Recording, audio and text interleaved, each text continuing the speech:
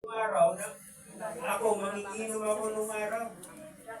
Yung alak, hinahaluan namin ng straw. Tapos gin. Tapos Red Horse. Ang tapang nun. Kaya pag tumama sa amin yan, wala. Lantang kulay kami. Tapos yung Red Horse yan. Gilbis gin. Umiinom ako dyan. Sarap pala inumin yan, Gilbis gin. Kaya ako tanggero, akala ko, hindi pa ako tinatamaan. Nung tumayo ako, para umihi, lumalakad na ako nagpatalikod eh. Ayun ang epekto ng alak. Gapit kay Aling Lourdes dati. Nabunggo pa ako sa pader eh. Sabi ko, tumalakad ako ng patras. Yung tama ng alak pala yun. Kaya, ang alak na matapang, manunuyang, manggugulong. Hindi mo mararamdaman yung epekto niya. Pag naglakad ka na. Pero sa isip ko, hindi pa ako lasing. Pero nung lumakad na ako, lumalakad daw ng patalikod. So, yun ang tama ng alak. Dako naman tayo sa Isaias. Sa Isaias chapter 20, verse 7.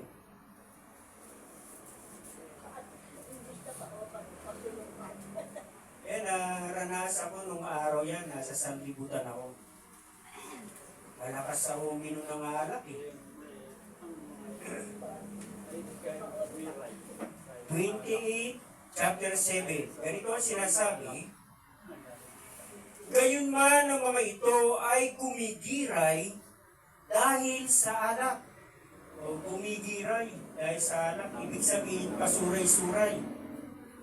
At dahil sa matapang na alak, ay pahapay-hapay.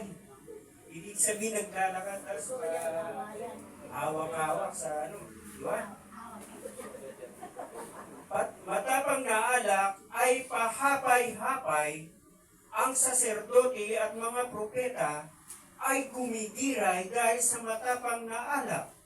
Sila'y nangasakmal ng alak, sila'y pahapay-hapay. Dahil sa matapang na alak, sila'y nangagkakamali sa pangitain, sila'y nangatitisod sa paghatol. Ikaw pati yung mga apostol, propeta, umiinom ng matapang na alak. Kaya nagkakamali sila ng pangitain. Yung propeta, yung apostol nangatitisod. Sinasabi sa talata, sila'y nangatitisod sa paghatol. Ibis na tama yung paghatol nila dahil nakainom sila ng alak, hindi tama yung paghatol nila dahil hindi yung isip nila na epektuhan na ng espiritu ng alak. O kaya nga sinasabi sa talata, sila'y nangasakmal ng alak, sila'y pahapay-hapay dahil sa matapang na alak. Sila'y nagkakamali sa pangitain, sila'y nangatitisod sa paghatol. Dako naman tayo sa Lukas. Sa Lukas, chapter 1, verse 15, ganito ang sinasabi. Sapagkat siya'y magiging dakila sa paningin ng Panginoon, at siya'y hindi inom ng alak, ni matapang na inumin, siya'y mapupuspos ng Espiritu Santo mula pa sa tiyan ng kanyang ina. Sino yung tinutukoy sa talata? Na sinasabi, sapagkat magiging dakila sa Panginoon, siya'y hindi inom ng alak, ni matapang na inumin, siya'y mapupuspos ng Espiritu Santo mula sa tiyan ng kanyang ina. Si Juan ito. Si anak ni, ang ina niya si Elizabeth. Ito, basahin natin. Basahin natin sa 40. Sa 30. Datapwat sinabi sa kanya ng anghel, huwag kang matakot sa Sakarias, sapagkat dininig ang daing mo, at ang asawa mong si Elizabeth ay manganganak sa iyo ng isang anak na lalaki, at tatawagin mong Juan ang kanyang pangalan. Sa 14, sa 15, tuloy tayo sapagkat siya ay magiging dakila sa paningin ng Panginoon, at siya ay hindi iinom ng alak ni matapang na inumin. Siya ay mapupuspos ng Espiritu Santo mula sa tiyan ng kanyang ina. Kaya si Apostol Juan, hindi uminom ng alak yan. Dako tayo sa Habakuk.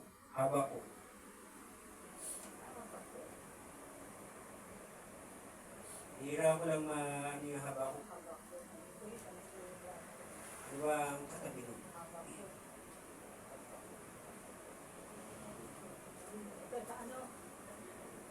Sabi ng Mikas. Nahum. Mikas saka Nahum. Nahum ang dulo. Habakuk. Basta sa Nahum tapos Habakuk na. Sa Habakuk chapter 2 verse 15 hanggang 16. Ganito ang sinasabi, sa baliya na nagpapainom ng alak sa kanyang kapwa, na idinadagdag mo ang iyong kamandag, at nilalasing mo rin naman siya upang iyong mamasdan ang kanyang kahubaran. Yung may mga kaibigan nagpapainom ng alak, o alam niyang madaling malasing kanyang kaibigan.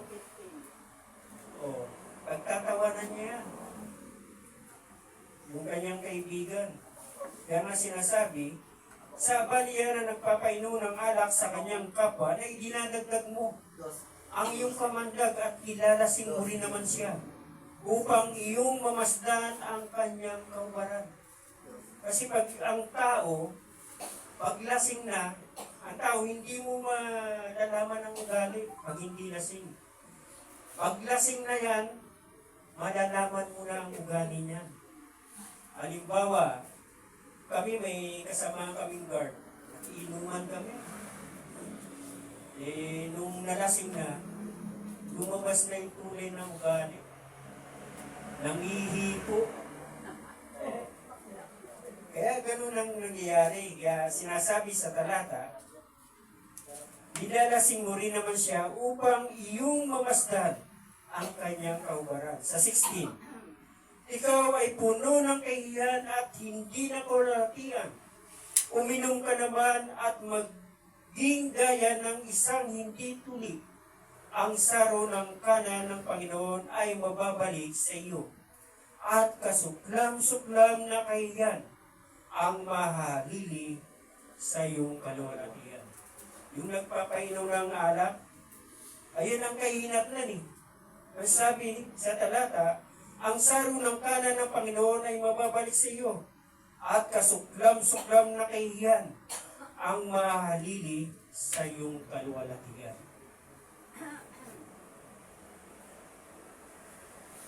Hindi pinagbabawal ng inom ng alak, mga kapatid. Gayunpaman, wala naman mababasa sa Biblia na bawal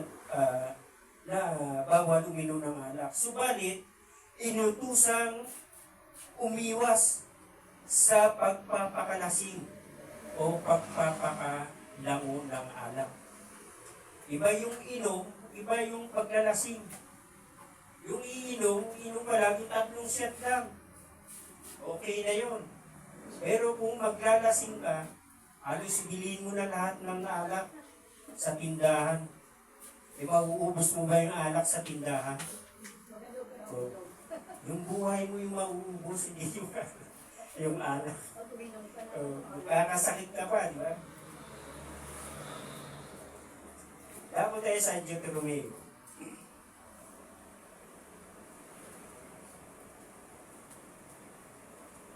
Deuteronomy chapter 14,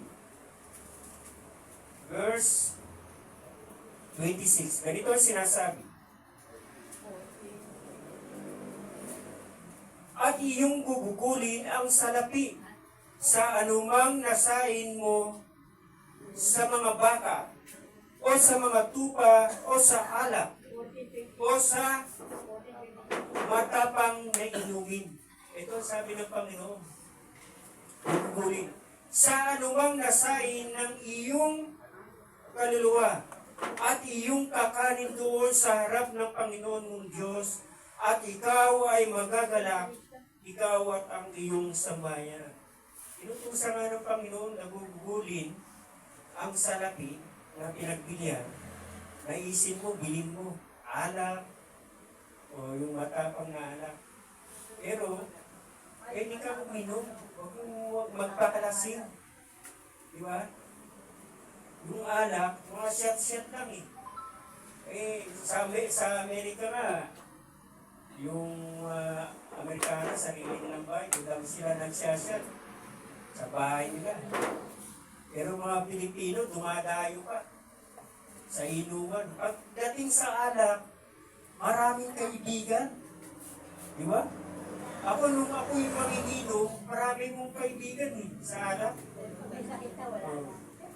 Ngayon, nung nakilord na ako, wala na akong kaibigan sa alak. Kaibigan ko na tunay at tapat ang ating Panginoon.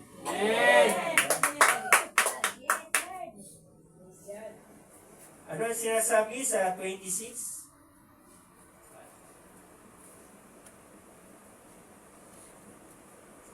Deuteronomio 14:26.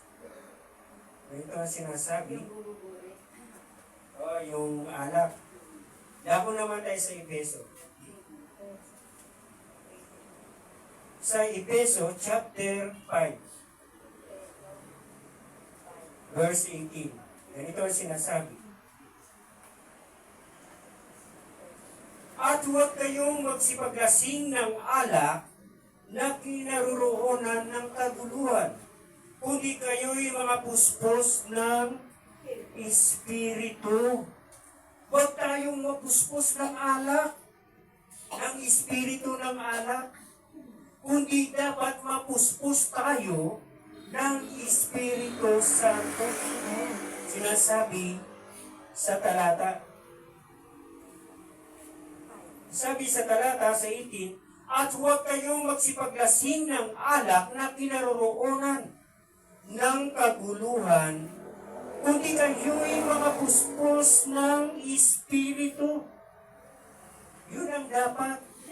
Mapuspos tayo ng Espiritu. Hindi mapuspos ng Espiritu ng alak. Hinatulan ng Biblia ang sobrang pagpapakalasing at masamang epekto nito ng alak. Mabasa natin sa Kawikaan.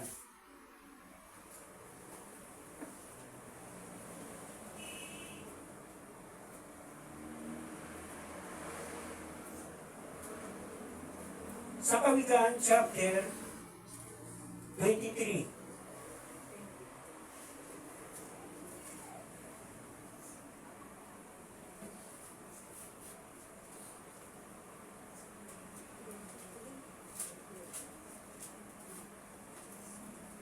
Kawikaan chapter 23, verse 29.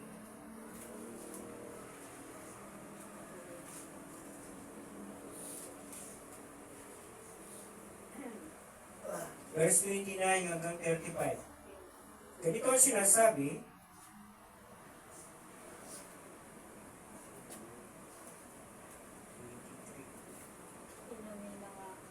29 hanggang 35. Sinong may ay?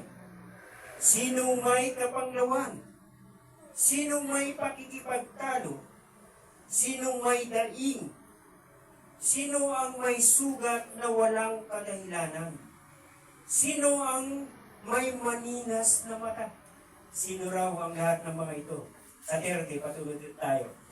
Silang nangaghihintay sa alak, silang nagsisiyaon upang humanap ng pinaghalong alak. Naghahanap sila ng may pinaghalong alak. Sa 31, Huwag kang tumingin sa alak pagka mapula, pagka nagbibigay sa kanya ng kulay sa saro. Huwag raw titingin sa alak pag pula, pag ibinibigay na sa'yo yung baso. Sa 32. Sa huli ay kumakagat ito na parang ahas at tumutukang parang ulupong. Yung alak pala na matapang na mapula, kagaya ng ahas. Kumakagat parang ahas, tumutukang parang ulupong. O may kamandag din pala yung yung alak na matapang. Kaya nagwawala eh. Pag nasasobra ng alak, nagwawala. Sa 33. Ang iyong mga mata ay titingin ng mga kakatuwang bagay at ang iyong puso ay nagbabadya ng mga magdarayang bagay. O pag lasing ka na, tatawa ka na. O kahit ano-ano na pinagsasabi mo sa iyong bibig. Ayun yung sinasabi sa talata na titingin may kakatuwang bagay at ang iyong puso ay nagbabadya ng mga mandarayang bagay. Magsasalita ka ng mga salita ng mga bagay na mandaraya.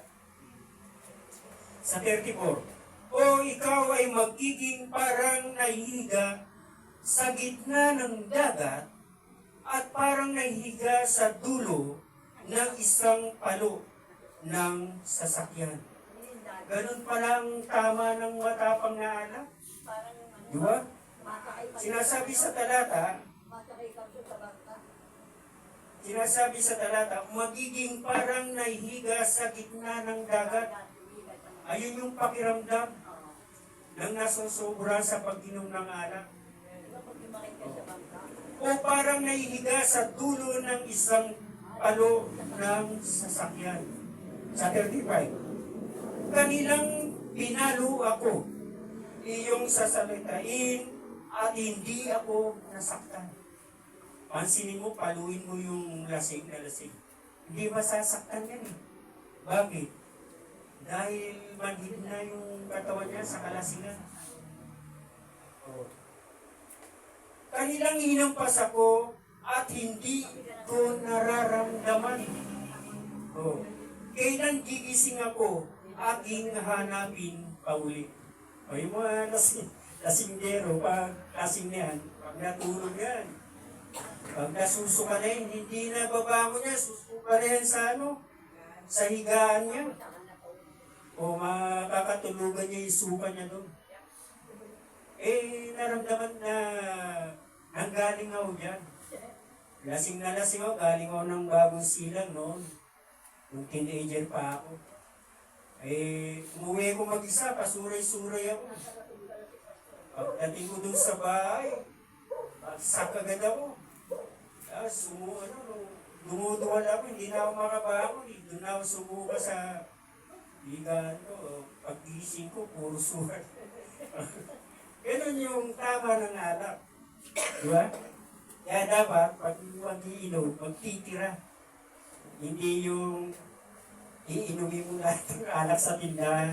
Yeah? Shot lang. Huwag yung iba yung inom, iba yung magpapakalasing. Diba?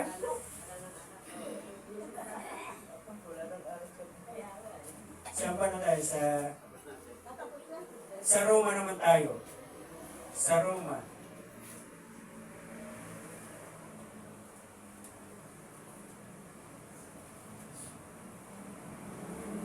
Sa Roma chapter 13, verse 13.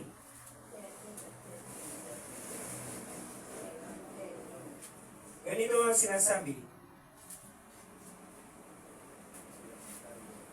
Magsilakad tayong mahinhin gaya ng sa araw. Huwag sa katakawan at paglalasing. At huwag sa kalibugan at sa kahalayan. Huwag sa mga pagkakaali at pagkakainggitan. O ano sabi sa talata? Magsilakad tayo ng mahinhin, gaya ng araw. Huwag sa katakawan. Saan sa katakawan? Ng alak, sa mga kalibugan, kahalayan, huwag sa pagkakaalit at pagkakainggitan. Ayan ang sinasabi sa talata. Inutusan din ang mga Kristiyano na huwag pahintulutang magpaalipin sa anumang bagay sa kanilang katawan. Babasa natin sa unang Korinto. Sa unang Korinto chapter 6 verse 12. Ganito ang sinasabi.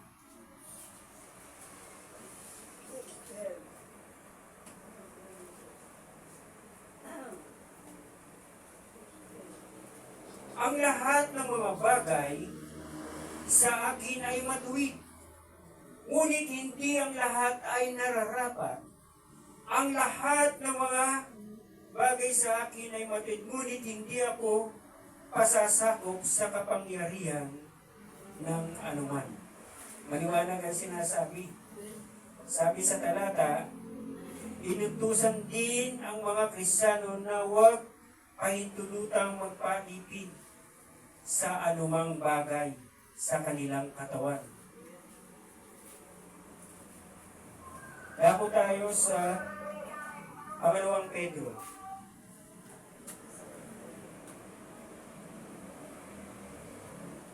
Pangalawang Pedro,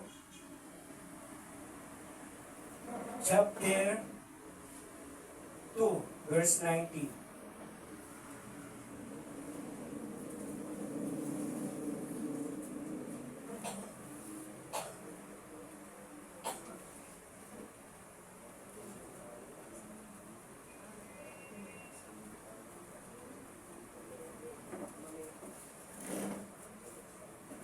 Ganito ang sinasabi,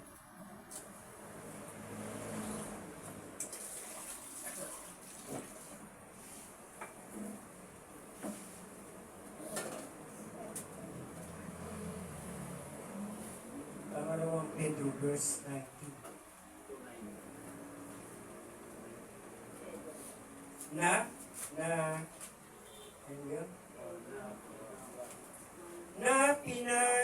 Pinangangakuan ng kalayaan, samantalang sila'y mga alipin ng kabulukan, sapagat nadaig ninuman ang naging alipin din naman niyaon. Kaya dapat sa Kristiyano ay sinasabi, huwag tayong magpaalipin sa anumang bagay sa ating mga katawan.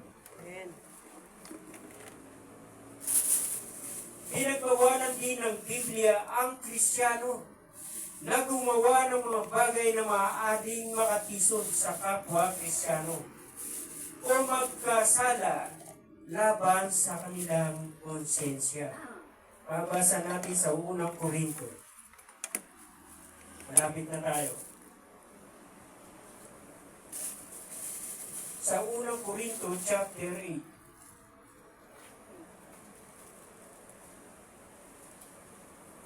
Verse 9 hanggang 13.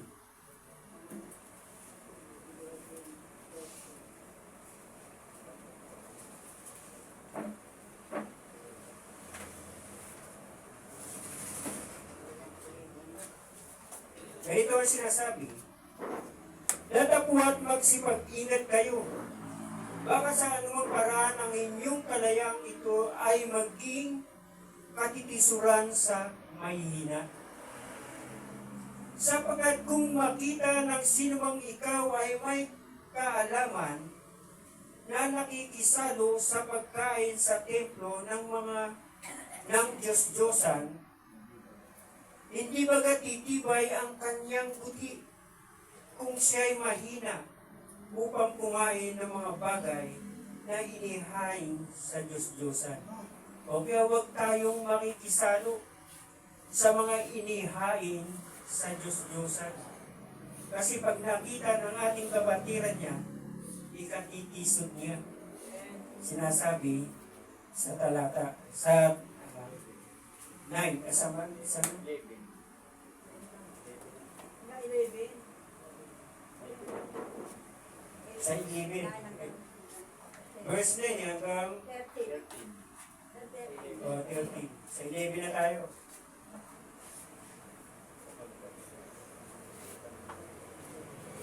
Sapagkat sa pamamagitan ng inyong kaalaman ay napapahamak ang mahina ang kapatid na dahil sa kanya'y namatay si Kristo. At sa ganitong pagkakasala laban sa kapatid at sa pagkakasugat ng kanyang buti, kung ito'y mahina, ay magkakasala kayo laban kay Kristo. O kapag mahina yung buti, konsensya ng isang tao, ay mapapahamak. Sa 13. Kaya kung ang pagkain ay nakapagpapatisod sa aking kapatid, kailanman ay hindi ako kakain ng lamang kati upang ako'y huwag makapagtisod sa aking kapatid. Halimbawa, pinagbabawal kumain ng dugo eh. Tapos kakain ka ng dugo. Ay makikita ka ng kapatid mo. Sabihin yan, Brad, bawal kumain ng dugo ah. O maaaring ikatisod ng kapatid mo sa pananampalataya. O pareho kayo na nagkakasala sa ating Panginoon. Dahil natisod siya eh. Kasi hindi siya natisod sa Panginoon, kundi sa kapatid. Kaya pareho silang magkakasala. Sa 12 na, ay sa 13. Kaya kung ang pagkain ay nakapagpapatisod sa aking kapatid, kailanman ay hindi na ako kakain ng lamang kati upang ako'y huwag makapagpatisod sa aking kapatid. O, ganun yun. Ginawang alak ng ating Panginoon Kristo ang tubig sa Kana, Galilea. Mababasa natin sa Juan.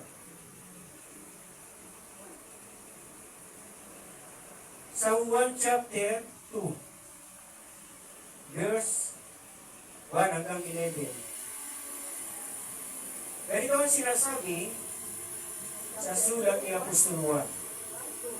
At ng ikatlong araw, ay nagkaroon ng isang kasalan sa Kana ng Galilea. At naroon ang ina ni Jesus. At inaningahan din naman si Jesus at ang kanyang mga alagad sa kasalan. At nang magkulang ng alak, ang ina ni Jesus ay nagsabi sa kanya, wala silang alak. O nagsalita yung ina ni Jesus, si Maria, na sinasabi kay Jesus, walang alak. Ano ang wika ni Jesus sa kanyang ina? At sinabi sa kanya ni Jesus, babae, anong pakialam ko sa iyo? Ang aking oras ay hindi pa dumarating. Bakit sinabi ni Jesus, anong pakialam ko sa iyo? Bakit sinabi ni Jesus, anong pakialam ko sa iyo? Kay Maria, ina niya. Oh. Kasi ayaw ng ating Panginoon sa Kristo na siya'y pangunahan ng tao. Diyos yan eh. Dapat hindi natin pangunahan ang kalooban ng ating Panginoon. Pag pinangunahan natin yan, magagalit ng ating Panginoon. Gaya ng sinabi ni ang ating Jesus sa kanyang ina. At sinabi sa kanya ni Jesus, babae, anong pakialam ko sa iyo? Ang aking oras ay hindi pa dumarating. Sapay. Sinabi ng kanyang ina sa mga alila, gawin ninyo ang anumang sa inyo'y kanyang sabihin. Mayroon nga roong 6 na tapayang bato na nalalagay, alinsunod sa kaugaliang paglilinis sa mga Hudyo, na naglalaman ang bawat isa ng 2 o 3 bangang tubig. Sinabi sa kanila ni Jesus, punuin ninyo ng tubig ang tapayan, at kanilang tinuno hanggang sa labi. Apaw na apaw yung tubig. At sinabi niya sa kanila, kunin ninyo ngayon at inyong iharap sa Pangulo ng kapistahan ang kanilang inaharap. At nang matikman ng Pangulo ng kapistahan ang tubig na naging alak nga, at hindi niya nalalaman kung saang buhat. Datapwat nalalaman ng mga alila na nagsikuha ng tubig ay tinawag ng Pangulo ng kapistahan ang kasintahang lalaki. O nalalaman ng mga alila na yung tubig na nasa tapayan, tubig yun eh. Tapos, pinanginom niya sa hari. Naging alak ang lasa. Di ba? Kaya walang imposible sa ating Panginoon. Kaya niyang gawin ang lahat. Di ba? Kaya huwag tayong mag-alinlangan sa ating Panginoon. Sana tayo, anong verse tayo? 10. At sinabi sa kanya, ang bawat tao ay unang inilalagay ang mabuting alak. At kung mga kainom ng mabuti, ang mga tao ay sakay inilalagay ang pinakamasama. Inilalagay yung pinakamasama na alak. Itinira mo ang mabuting alak hanggang ngayon, sabi ng aking kay Jesus. Senebit. Ang pasimulang ito ng kanyang mga tanda ay ginawa ni Jesus sa Kana ng Galilea at tinahayag ang kanyang kaluwalhatian at nagsisampalataya sa kanya ang kanyang mga alagad. Kasi nagkaroon nga ng di ba? Yung kababalaghan sa ginawa ng ating Panginoon. O kaya naniwala yung mga alagad na makapangyarihan ang ating Panginoon Kristo. Na yung tubig ay ginawa niyang alak. Walang imposible sa ating Panginoon. Kaya huwag tayong mag-alinlangan. Kahit anumang sakit na nararamdaman natin, ipagkatiwala natin sa ating Panginoon. Siya ang ating buhay. Siya ang ating manggagamot sa lahat ng manggagamot. Siya ang ating doktor sa lahat ng mga doktor. Dako naman tayo sa Mateo chapter 26.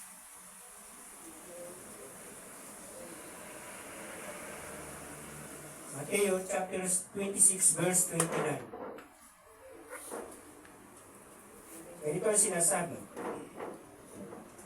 Datapwat sinabi ko sa inyo na buhat ngayon ay hindi na ako iinom nitong bunga ng ubas hanggang sa araw na yaon, na inumin kong panibago na mga kasalo ko kayo sa kaharian ng aking Ama. Sabi ng ating Panginoon, hindi na siya iinom ng, sabi, buhat ngayon ay hindi na ako iinom nitong bunga ng ubas hanggang sa araw na yun, na inumin kong panibago, na makasalo ko kayo sa kaharian ng aking Ama. Kaya hindi na uminom ang ating Panginoon. Di ba? Nandun na siya sa langit di ba? Sa panahon ng bagong tipan, ang tubig ay hindi ganong kalinis. Ang tubig ang tubig punong-puno ng bakterya at ibang-ibang klase ng mga mikrobyo. Ang nakakontamina. Ito'y totoo sa mga bansang tinatawag na ikatlong daigdig o mga may hirap na bansa. Ngayon dahil dito, kung kaya madalas ang mga tao ay umiinom ng alak. Mabasa natin sa Timoteo. Unang Timoteo. Sa unang Timoteo, chapter 5, verse 23.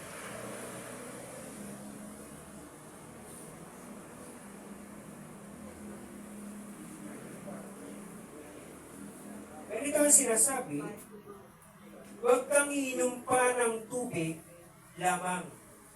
Maliwanag.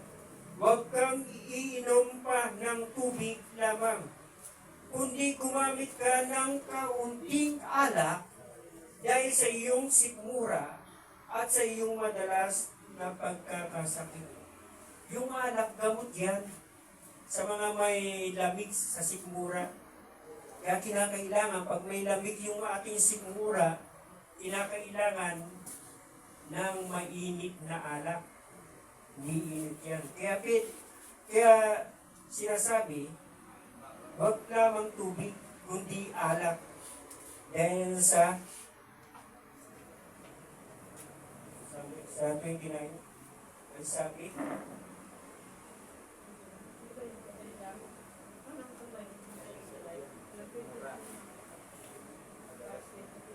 sa 23 sabi, huwag kang iinom pa ng tubig lamang, kundi gumamit ka ng kaunting alak. Kaunting alak lang, di ba? Kaya yung iba, kaunting alak na maparami. Diba? Dahil sa iyong sikmura, gumamit ka ng sa iyong madalas na pagkakasakit.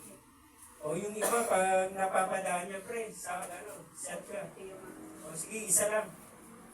Tatagay yan. O pulutan ka. Yung magkataho dati, yung manginginom ako kami. Iinuman kami. Dumaan yung magkataho. Kinatay namin yung pusa. Kasi yung pusa, kinain yung pulutan namin na pork chop. Kinatay namin. Dumaan yung magkataho doon, sinat namin. Nakita niya, daming pulutan eh. Sabi niya, ano yan? Sabi ni Nasiyang Lagay, aso yan. Sarap ng pagkakaluto. Kaagay siya, tapos kumain siya ng pulutan. Kain siya ng kain. Tapos yung taho na natira, binigay na sa amin pulutan. Hanggang sa tumagal, hanggang mabot ng hapon. Parang tabutyo yan eh. Yung tao, pag naumpisa mo uminom yan, nag-iinit yan. Habang umiinom ba, umaano yan dito. Masarap yan sa lalamunan. Lalo na pag maraming pulutan. Kaya ganun nangyayari.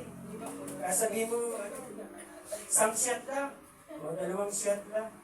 Kaya mas mabuti, huwag ka nang uminom ng alak, huwag mo nang tikman. Dahil pag tinikman mo, isang shot, iinom ka ba ng isang shot, tapos pangatlong shot, masasarapan ka na, gaganahan ka na niya. O hanggang sa mawala ka sa sarili. Ganun yan. Mapanungsigan yung alak.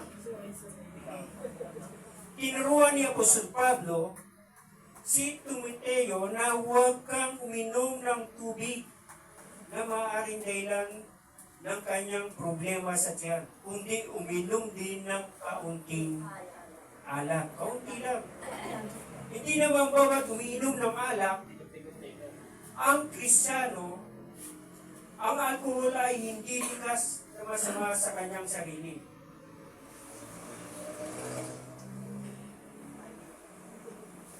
Kailangan mag-control sa sarili sa pag-inom. Di ba? Ang sobrang pagkalasing o pagkalamo sa alak ay adiksyon sa alkohol, ang masama at dapat iwasan ng Kristiyano. Kaya yung mga ibang manginginom alkoholik, di ba nanginginig yung kamay? Sa sobrang alak yun. Kaya sinasabi, di ka uminom. Huwag ka lang magpakalasing. Babasa na sa Efeso. Sa Efeso chapter 5.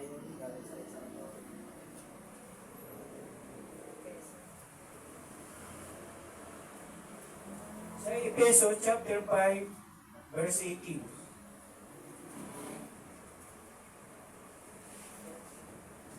At huwag kayong magsipaglasing ng alak na kinaroroonan ng kaguluhan, kundi kayo'y mga puspos ng Espiritu Santo.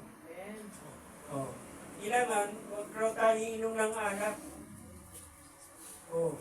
Kundi mapuspos tayo ng Espiritu Santo. Sa unang Korinto, last 3 verse.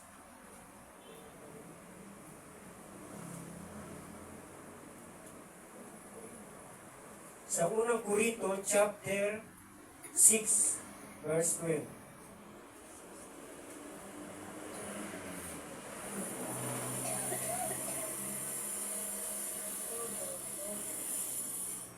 Ganito ang sinasabi, ang lahat ng mga bagay sa akin ay matuwid. Nabasa na pala ito.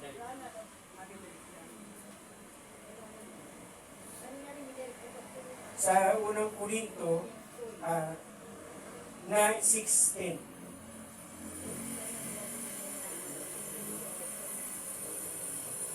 Six, 9:10. Ganito ang sinasabi. O hindi ba ganinyo nalalaman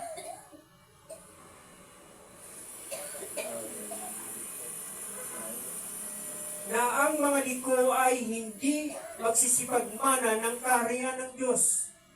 Huwag kayong padaya kahit ang mga mapakiapit, ni ang mga mananamba sa Diyos-Diyosan, ni ang mga mangangalunya, ni ang mga nangbababae, ni ang mga mapakiapit sa kapwa lalaki, ni ang mga magnanakaw, ni ang mga masasakim, ni ang mga manlalasing, ni ang mga mapagtungayaw, ni ang mga manlulubi, ay hindi magsisipagmana ng kaharian ng Diyos.